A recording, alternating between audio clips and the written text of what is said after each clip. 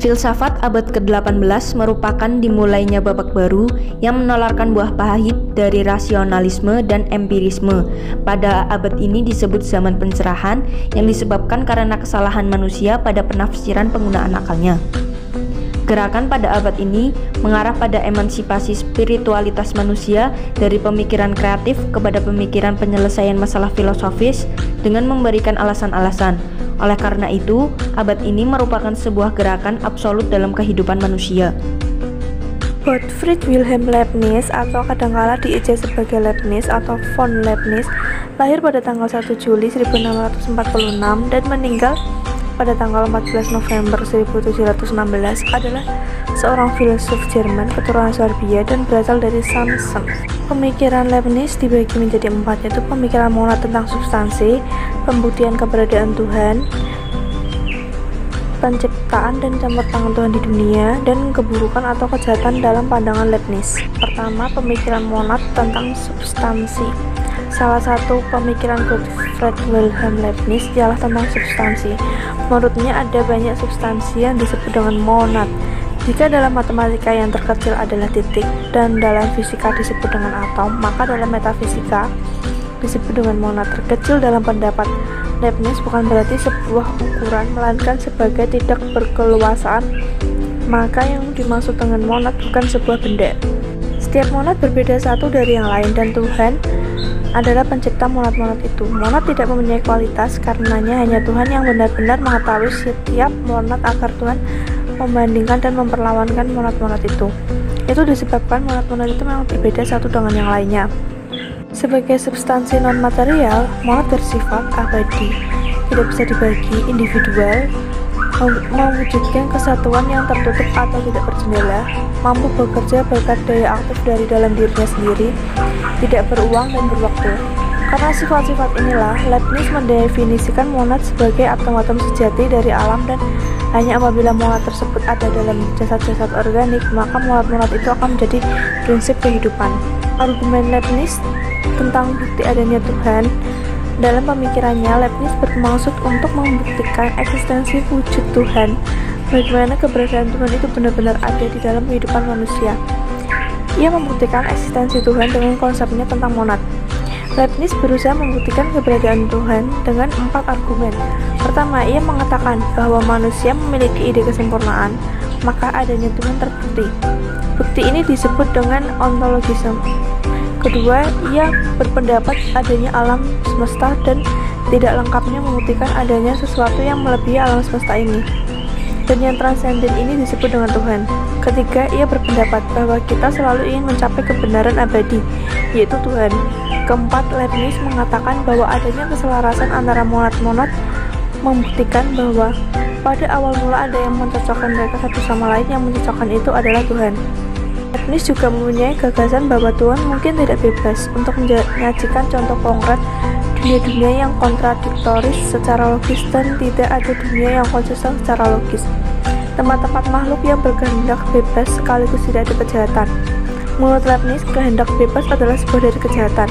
Tuhan atau substansi tidak terbatas, dipahami dengan berpikir secara hati-hati sebab ia adalah alam rasional. Sifat-sifatnya berkembang dalam pemikiran. Jadi idenya tidak dimulai dari pemikiran tapi dengan langsung pada esensi itu sendiri. Tuhan memiliki kekuatan kreatif sehingga dalam pandangan Leibniz bahwa monad bergerak menyusun dunia yang telah diprogramkan ke dalam diri makhluk pada penciptaan. Leibniz meyakini bahwa alam semesta dikuasai oleh akal dan Tuhan telah menciptakan bumi sebagai dunia yang terbaik dari antara segala dunia. Hubungan akal dengan wahyu menurut Leibniz adalah wahyu itu dinyatakan dengan Injil dan akal merupakan karunia Tuhan, maka keduanya harus diserasikan. Ketiga, penciptaan dan campur tangan Tuhan. Sesudah menciptakan dunia, Tuhan tidak perlu memperhatikan lagi. Ia sudah menyusun sebelumnya semua gerak sehingga alam semesta untuk selamanya akan berjalan secara selaras.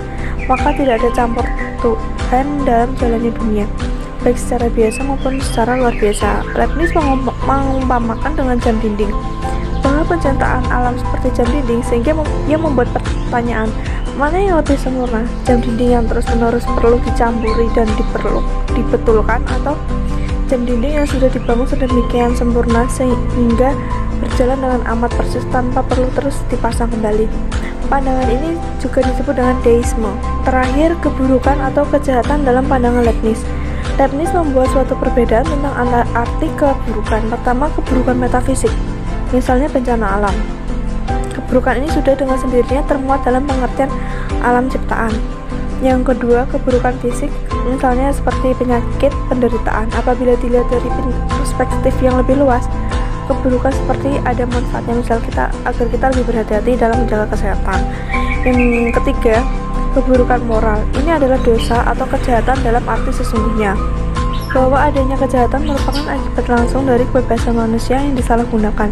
Tuhan tidak menghendaki kejahatan, namun Ia membiarkan dosa atau kejahatan agar manusia tetap bebas. Namun manusia yang dicintai Tuhan adalah manusia bebas yang justru karena itu bisa melakukan apa sebenarnya yang dilarang Tuhan, mencintai manusia dan melarang tindakan kejahatan dalam bentuk apapun. Jiwa bagi Leibniz adalah abadi, sehingga ia berpegang teguh pada keadilan Tuhan yang mutlak sesudah mati. Pembenaran Tuhan atau teodis, kebaikan Tuhan tidak bertentangan dengan kejahatan. Kebebasan manusia tidak bertentangan dengan kemahakuasaan Tuhan. Dari semua dunia yang mungkin, Tuhan telah menciptakan yang paling baik. Dunia merupakan suatu hasil maksimal, semua kemungkinan lain itu lebih jelek. George Berkeley. Berkeley adalah orang Irlandia. Pemikiran Berkeley disebut idealisme dogmatis atau subjektif, karena ia mengasalkan eksistensi benda-benda empiris semata-mata dari subjek yang mempersepsi. Berkeley mengatakan bahwa benda-benda empiris itu tidak eksis. Buku dan pohon di samping rumah tidak eksis. Tetapi bukanlah kita melihat dan mempersepsi benda-benda tersebut. Benar, kata Berkeley. Namun apa yang sesungguhnya kita persepsi adalah ide-ide atau sensasi dalam diri kita ketika melihat benda-benda tersebut. Benda-benda itu eksis karena kita mempersepsi mereka, bukan berupa ide dalam pemikiran. Sensasi atau ide itu adalah objek persepsi. Jadi, kata Berkeley, kita tidak mempersepsi benda-benda empiris itu sendiri. Mempersepsi kita tentang merekalah yang kita persepsi dalam bentuk sensasi dan ide dalam pemikiran. Misalnya, kalau kita melihat pohon, maka dalam pikiran kita ada ide mengenai warna, bentuk, kertas, dan seterusnya, sehingga berdasarkan ide-ide dalam pemikiran tersebut, kita mengatakan bahwa kita melihat pohon. Karena itu, menurut Berkeley, benda empiris itu sebenarnya tidak ada. Itu hanyalah hasil persepsi kita. Dan tidak ada benda-benda yang eksis di luar pikiran, yang independen dari pemikiran. Benda-benda itu adalah karena dipersepsi, karena mereka ada dalam persepsi atau pikiran kita. Inilah yang disebut dengan frase adanya ada dalam persepsi. Idealisme Berkeley ini dapat dirumuskan dalam silogisme demikian. 1. Kita mempersepsi objek empiris, misalnya rumah, pohon, dan lain-lain. 2. Dalam aktivitas mempersepsi tersebut, yang terjadi adalah kita mempersepsi sensasi atau ide-ide dalam pikiran kita, misalnya ide tentang ruang, bentuk, daun, dan lain-lain. Karena itu, objek-objek empiris itu ada atau hanyalah ide-ide. Berkeley sendiri menamai filsafatnya bukan dengan idealisme, melainkan dengan imaterialisme. Idealisme dogmatis Berkeley ini tentu sangat kontroversial. Semua pengetahuan sumber dari persepsi atas ide-ide, dan semua ide itu dapat berasal dari dalam diri atau dari luar diri kita. Bila ide itu berasal dari dalam diri, ia disebut pemikiran yang merupakan hasil kerja pikiran. Bila berasal dari luar diri, ia dihasilkan oleh indera dan disebut sensasi.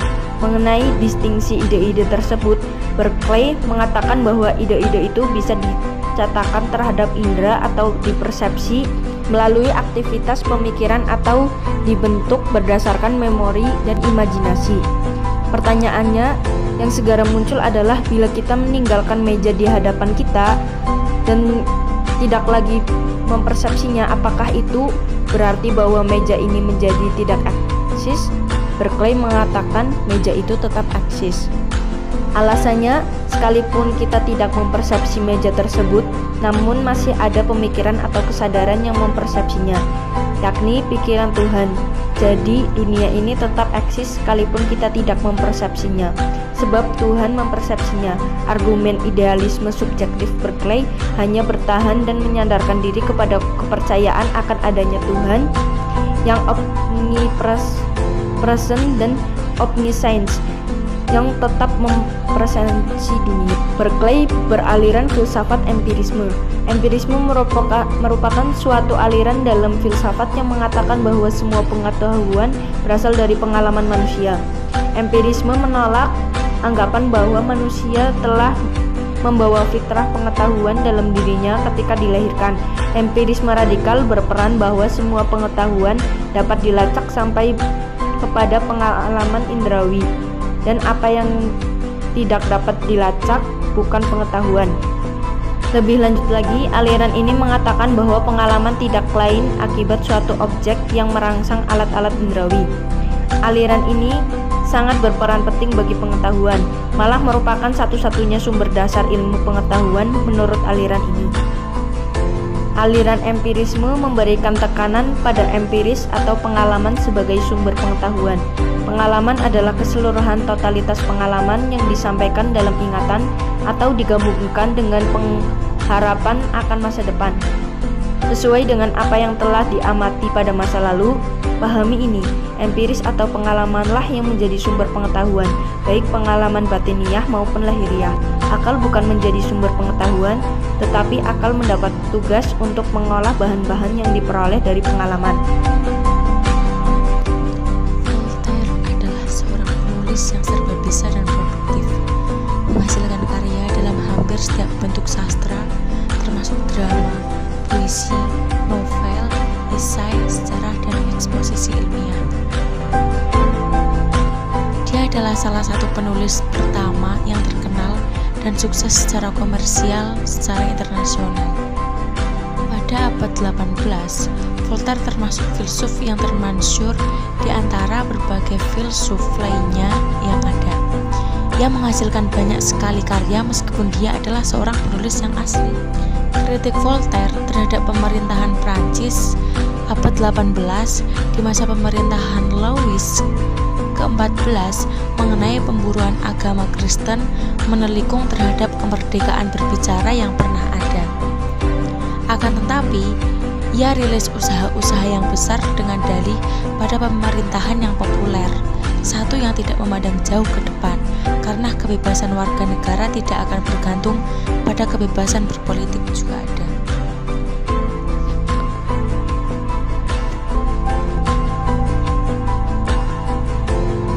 Gagasan Voltaire ialah bila manusia ingin merdeka dan bebas dari kurungan, ia harus melawan segala bentuk dominasi dan pengaruh agama Kristen dan gereja. Bagi Voltaire, sumber segala kejahatan dan bencana kemanusiaan di dunia adalah agama yang terorganisir. Agama memaksa manusia mempercayai absurditas, keyakinan supranatural yang tidak masuk akal dan berbuat sesuatu atas nama kehendak Tuhan. Voltaire percaya bahwa semua agama berakar dari ketakutan manusia terhadap kekuatan misterius dari kekuatan alam. Voltaire menyerang semua agama, terutama Katolik. Ia menilai Katolik sebagai bentuk agama terburuk dari semua agama wahyu. Bahkan teologi dianggapnya sebagai logika tanpa penalaran. Sejarah gereja adalah kisah panjang penindasan kaum pendeta terhadap kaum ingkar, murtad, dan kaum pemikir bebas, pembunuhan massal, perang-perang agama yang semua itu menghiasi Eropa dengan darah.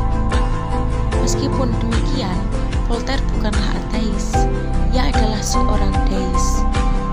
Deis itu percaya pada agama alam, agama yang tanpa dogma, doktrin, Bible, atau keajaiban-keajaiban. Deis percaya pada Tuhan hanya sebagai pencipta alam semesta. Voltaire meyakini adanya moralitas universal, moralitas mengikat ruang dan waktu, serta tidak harus bersumber pada agama yang terorganisir. Dia meyakini bahwa kebaikan akan dibalas dengan kebaikan, begitu pula dengan kejahatan. Menurut Voltaire, manusia adalah baik pada asalnya. Haruslah saja diberikan kepadanya pendidikan dan pengetahuan yang cukup, lalu segala-gala akan beres dan dunia ini menjadi suatu tempat yang baik dan peperangan di antara negara masing-masing tidak ada lagi. Gagasan pokok yang dikemukakannya selama hidup, salah satunya adalah pendiriannya yang tergigih, yakni mutlaknya jaminan kebebasan bicara dan kebebasan pers.